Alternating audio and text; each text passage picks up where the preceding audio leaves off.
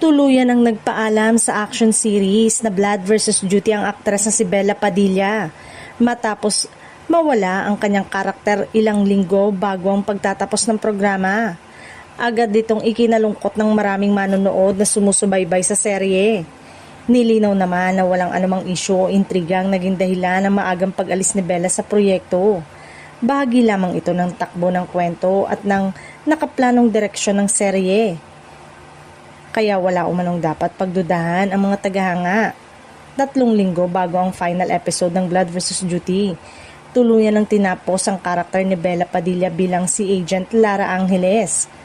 Sa isang matinding eksena, nabaril siya ng karakter na ginagampanan ni Baron Geisler na naging dahilan ng kanyang pagkawala.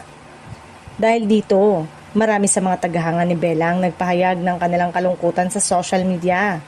Marami ang nagsabing mamimiss nila ang aktres sa serye lalo na't isa siya sa mga mahalagang karakter na naging bahagi ng mga matitinding aksyon at emosyonal na tagpo.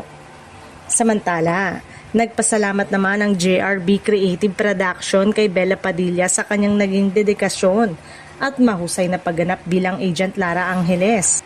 Pinuri rin ng production team ang kanyang profesionalismo at naging ambag sa tagumpay ng serye.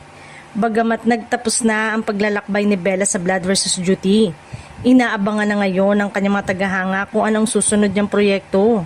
Samantala, patuloy namang umiinit ang mga kaganapan sa serye ni Gerald Anderson, Richard Gutierrez habang papalapit ito sa inaabangang finale.